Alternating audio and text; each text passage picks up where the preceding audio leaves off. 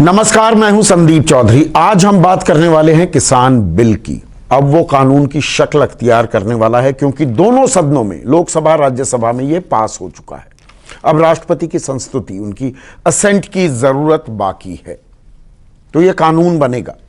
लेकिन इस पर बहुत राजनीति भी हुई और राज्यसभा में तो आलम यह हो गया था, लोकसभा में पास होने के बाद जब यह पेश किया गया राज्यसभा में, तो बिल की कॉपियां फाड़ी गई, उपसभापति का माइक छीनने की कोशिश की गई, और जब यह बिल पास हुआ तो यह वॉइस वोट से, ध्वनि मत से पास हुआ।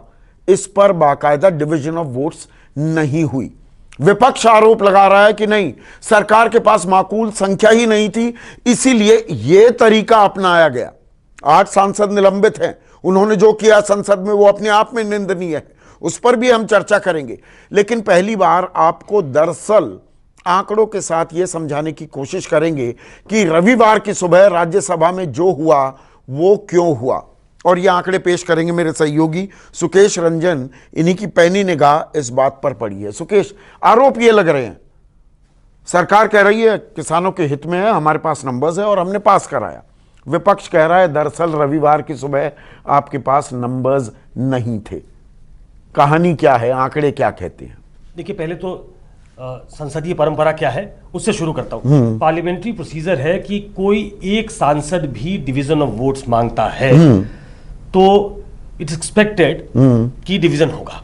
आम भाषा में, साधारण भाषा में दर्शकों को बता दें, डिवीजन ऑफ वोट, वहां पर बटन होते हैं कि आईज या नोज, यानी कि हां कर रहे हो या ना कर रहे हो, स्क्रीन पर बाकायदा आए और हर एक के खाते में दर्ज हो जाए कौन साथ था कौन खिलाफ था। बिल्कुल, अगर आप उसमें चूक जाते हैं तो आपको एक पर्ची मिलती है, आप उस पर्ची से ठीक भी कर सकते हो उसको।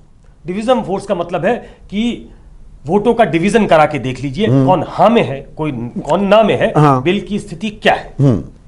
तो एक तो कोई सांसद भी अगर डिवीजन मांगता है तो वो उसका पार्लियामेंट्री राइट है, उसको मिलना चाहिए। दूसरा, चेयर पे जो बैठा व्यक्ति है वो ये देखता है कि हाउस ऑर्डर में होना चाहिए।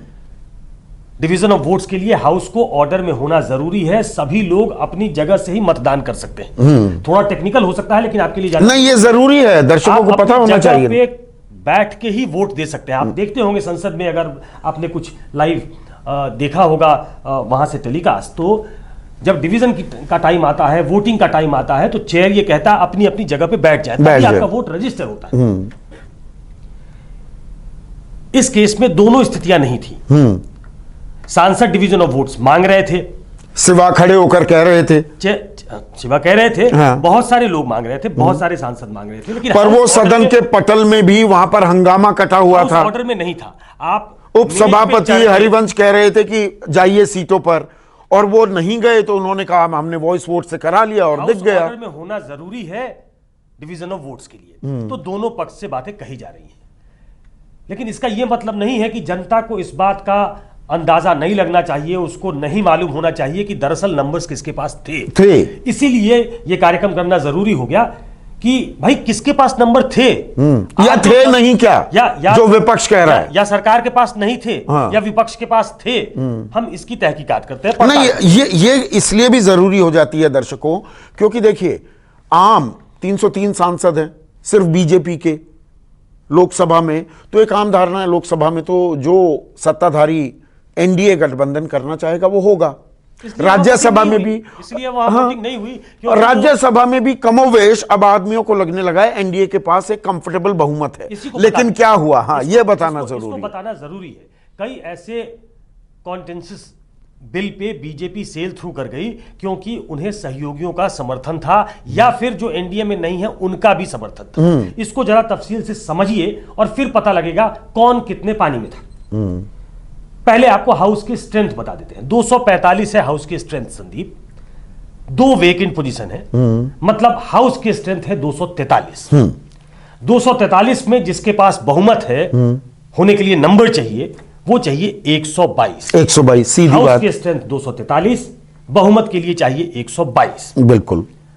अब आ जाइए विपक्ष, पहले विपक्ष की बात करते हैं। ठीक है, वो दावा कर रहे हैं कि जी हमारे साथ थे लोग। दावा तो दोनों तरफ से हो रहा है, हाँ, लेकिन विपक्ष पहले के लोग विपक्ष बहुत, के बहुत वोकल है हाँ, कि हमारे पास नंबर्स थे, सरकार के पास नंबर्स नहीं थे, इसलिए ध्वनि मत से पास कराकर आपने हमारे पास कानून numbers बना थे, दिया। सरकार के बिल्कुल पास नंबर्स नहीं थे। हाँ। तो कांग्रेस के घटते घटते आज की तारीख में है 40 सांसद। गिनती करिएगा, वैसे आपको ग्राफिकली बताने की कोशिश करेंगे। 40 सांसद है कांग्रेस के, वो विपक्ष की सबसे बड़ी पार्टी है। तृणमूल कांग्रेस के हैं 13 सांसद, यानी कि 53 हो गए। डीएमके के हैं 7 सांसद, 60 हो गए।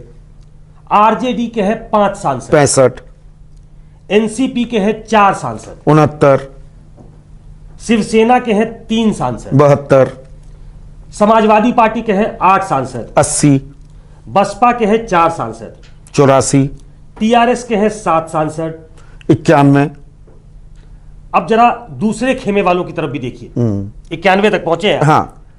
2 दल ऐसे हैं जो कई बार सरकार को बेल आउट करते रहे हैं।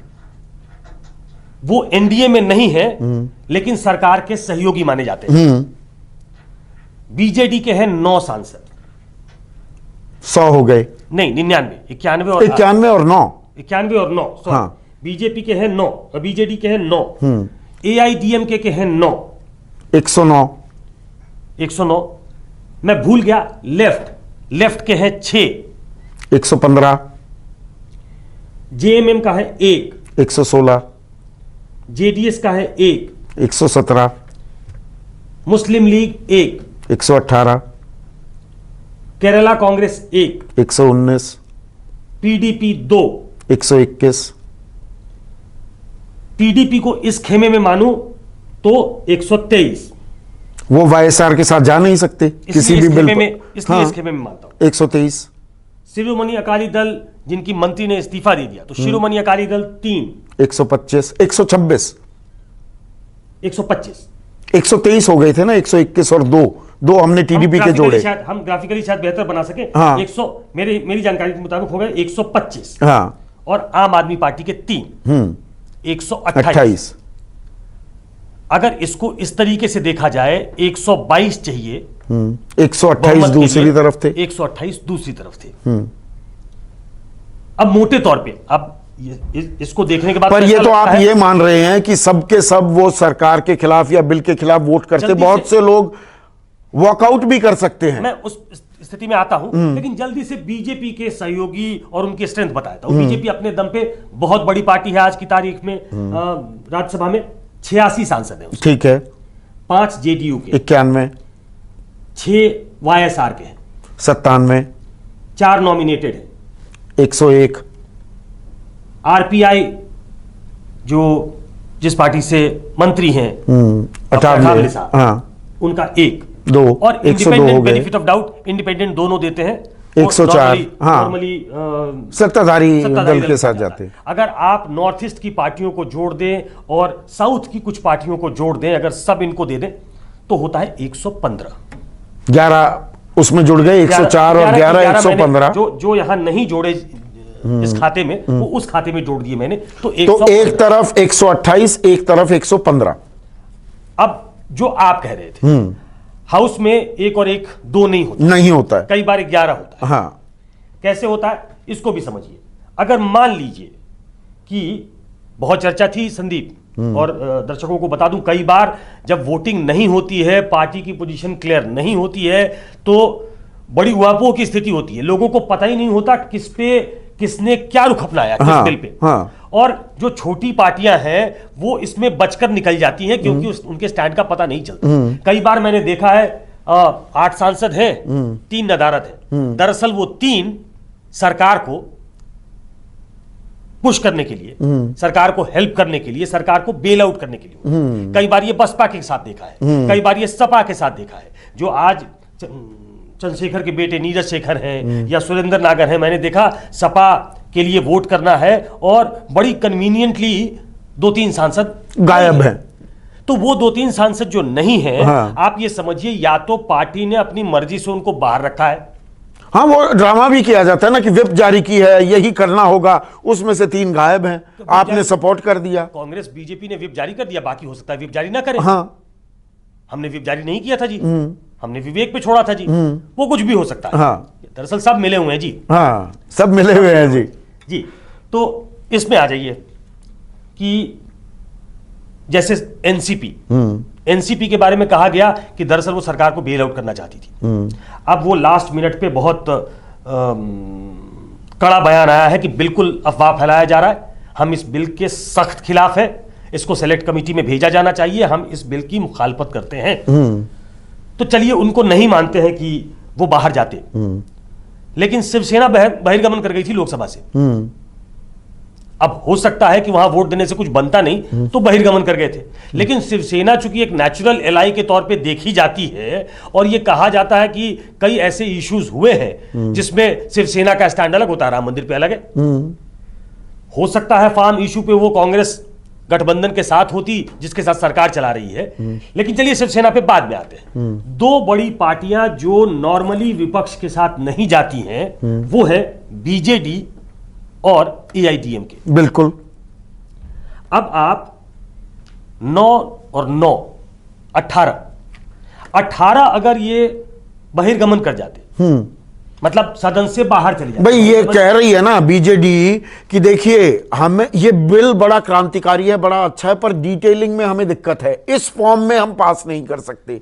तो वो वॉकआउट भी कर सकते हैं कि बिल तो अच्छा है, डिटेलिंग आप कर नहीं रहे, हमने वॉकआउट कर दिया जी। करने का मतलब है, इसको समझिए, वॉकआउट करने का मतलब है ना हमने समर्थन किया ना हमने विरोध किया। हम बाहर जा रहे हैं क्योंकि आप जिस तरीके से पास करा रहे हैं या जिस स्वरूप में आ रहा है, हाँ? हम उसका विरोध कर रहे हैं। We have a limited opposition to the bill, so we are going out, we are not participating in the voting. तो मतलब 243 से 18 घटा दो, 225 की स्ट्रेंथ हो गई, यानी कि 225 में आप मोटा मोटा लगा लीजिए 113 चाहिए। सरकार के पास है 115। और एआईएडीएमके और डीएमके आप दोनों को साथ जोड़ रहे हैं, दोनों एक ही मुद्दे पर साथ तो नहीं दिखेंगे, ये भी एक कहानी थी। एआईडीएमके और बीजेडी जोड़ रहा हूं मैं। हाँ, नहीं मैं कह रहा हूं विपक्ष के खेमे में भी नहीं, ये मतलब एक पॉसिबिलिटी हो सकती है कि डीएम के खिलाफ है तो वो पक्ष में रहे या खिलाफ रहे, ऐसा हो सकता है। लेकिन जो भाषण था एआईडीएमके का, वो कह रहे थे, याद करा दूं दर्शकों को ताकि कोई कंफ्यूजन नहीं होना चाहिए, एआईडीएमके ने बिल को सेलेक्ट कमेटी में भेजने की मांग की। बहुत सारे दल ऐसे थे जो सुझाव दे रहे थे इसमें कि लेट्स नॉट हरी अप, इसको आप सेलेक्ट कमेटी में भेज दीजिए, और एक ऐसा बिल, एक हेल्दी बिल जब तैयार होकर आता है तब आप डालिए। तो मतलब वॉकआउट के ये कैंडिडेट, इसीलिए आपने बहुत सोच समझ कर दो पोटेंशियल कैंडिडेट देखे मैंने कि 9 और 9 18 हाउस की स्ट्रेंथ हो जाती है घट के 225, मिडवे मार्क 113, चूंकि 115 मैंने आपको बीजेपी का स्ट्रेंथ, बीजेपी प्लस अलाइज का स्ट्रेंथ बताया था 115, उसमें से कोई बाहर गया नहीं है, तो they might have sailed through। इसमें एक और पेंच है, अगर शिवसेना को बाहर कर देते तो वो स्ट्रेंथ हो जाती 222, इनके पास है 115, स्ट्रेंथ होना चाहिए था 112। मतलब 2-3 वोट से अगर बहुत जुगाड़ करते तो सरकार इसमें बच सकती थी। मतलब सरकार बिल्कुल टेंटर हुक्स पे थी। और इसमें एक और कहानी में जोड़ देता हूं। देखिए दर्शकों, हमारे सदन में क्या होता है, सदन में ये सिंपल मेजॉरिटी, हम एक तो बहुमत शब्द का भी हिंदी चैनल वाले गलत इस्तेमाल करते हैं कि किसी की 50% से ज्यादा वोट मिल गई, मतलब सीट आ गई और सरकार उसकी बन रही है, पूर्ण बहुमत से सरकार बन गई। पूर्ण बहुमत का मतलब होता है 2/3 बहुमत, 50% नहीं, ये सिंपल मेजॉरिटी है। ये सिंपल मेजॉरिटी वाला बिल भी था, इसमें कोई अलग अलग बिल होते हैं, उसमें आपको 2/3 बहुमत की भी, संविधान संशोधन का एग्जैक्टली सिंपल मेजॉरिटी से पास हो जाता। और इसके पास होने में सरकार के साथ दिक्कतें थी। सरकार नहीं, उसमें एक पॉइंट मैं यहां जोड़ना चाहूंगा, वो होता है कोरम। अगर सदन की कार्रवाई को मान्य माना जाए तो कम से कम 10% सदन की जो स्ट्रेंथ है उस उतने सांसद होने चाहिए। तो अगर 25 सांसद भी बैठे होते और 13 इसके पक्ष में दे दे तो यह बिल पास हो गया था। तो हमें यह भी देखना होगा, ये 243 के 243 नहीं थे सदन में, तो ये गणित और भी डगमगा सकता है कि 128 और 115 जो हमने बताया, अब 128 में से 80% वहां प्रेजेंट हैं, 115 वालों के 70 हैं, तो ये गणित और गड़बड़ा जाता है। देखिए, नॉर्मली विप ऐसे मुद्दों पे विप जारी होता है, सारे सांसद होते हैं। अगर सारे सांसद नहीं थे, नहीं, ये तो कोरोना से संक्रमित भी हो गए ना, बहुत से लोग वो थे नहीं। बहुत सारे लोग रहे होंगे, उनको अगर अकाउंट फॉर करें तब तो हमें जाके उस दिन का आपको स्ट्रेंथ देखना पड़ेगा, कितने लोग थे।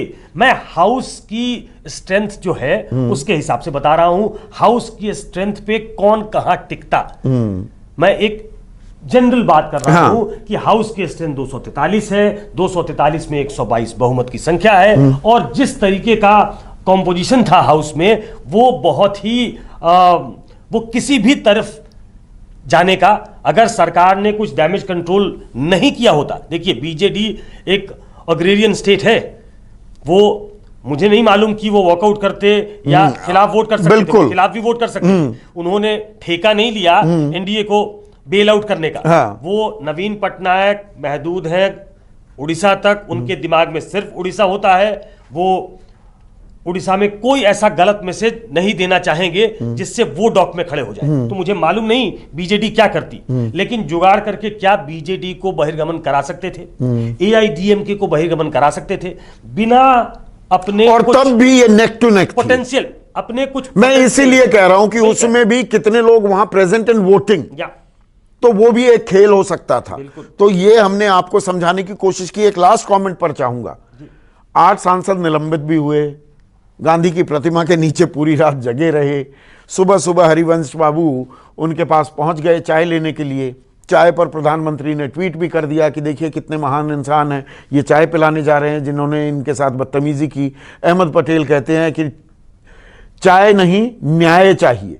तो ये अभी गेम मतलब पूरी तरह से पटाक्षेप नहीं हुआ है इस नाटक का भी। देखिए, सरकार ने बिल पास करा लिया, हाँ, सरकार के हिसाब से उनका काम हो चुका है। उसके बाद उन्होंने एमएसपी बढ़ा दी।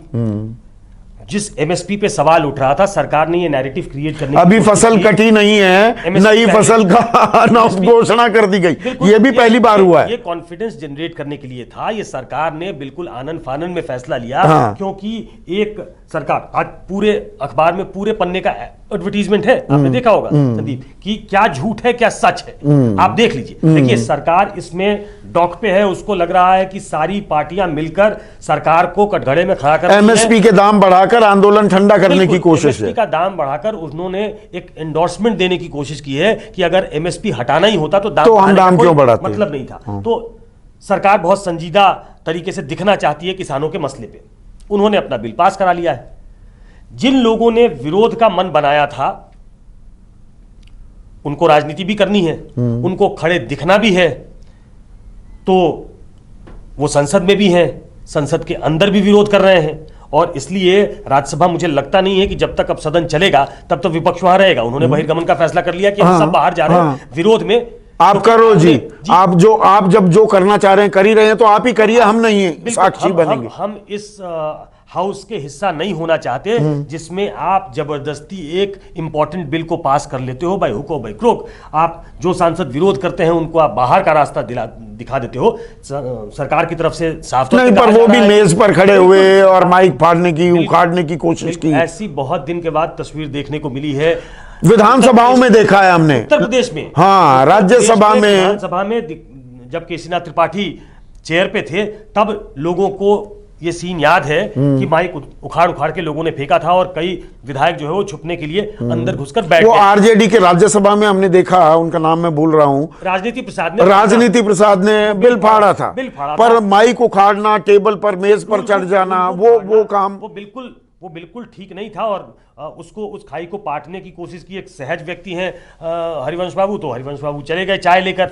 लेकिन उस चाय से बात बनी नहीं, क्योंकि राजनीति में वो चाय के प्याली में जो तूफान है वो बहुत और चाय शायद इसलिए भी रात को उन्हें भी नींद नहीं आई होगी, चाय लेकर चले गए, इसलिए सुबह सुबह जल्दी। हो सकता है, ये हो सकता है। और बहुत लोग उनको जानने वाले बताते हैं कि इस तरीके से हरिवंश बाबू नहीं करते। जो उनको अच्छे से जानते हैं वो बताते हैं कि बहुत बैलेंस्ड आदमी है, बहुत सरल है, लेकिन बहुत बैलेंस्ड है, पार्लियामेंट्री प्रोसीजर को समझते हैं। खैर, लेकिन इस पर प्रधानमंत्री की तरफ से और विपक्ष की तरफ से जो राजनीति चल रही है, उसको उसमें कितना दम है, कौन कहां खड़ा था, ये बताने के लिए ये फिगर बताना बहुत जरूरी था। और अब आप इसलिए समझे होंगे कि उस दिन जो हुआ उसके पीछे वजह क्या थी। और यही वजह थी कि हमने थोड़े आंकड़े आपके सामने पेश किए हैं कि उस दिन रविवार की सुबह राज्यसभा में स्थिति क्या थी। आज के लिए बस इतना ही। नमस्कार। नमस्कार, मैं हूं संदीप चौधरी। अगर आपको ये वीडियो पसंद आया हो तो इसे लाइक और शेयर जरूर करें, और हां, हमें सब्सक्राइब और फॉलो करना ना भूलें ताकि आप देश और दुनिया की कोई खबर मिस ना करें। तो जुड़िए हमारे साथ और देखते रहिए News 24।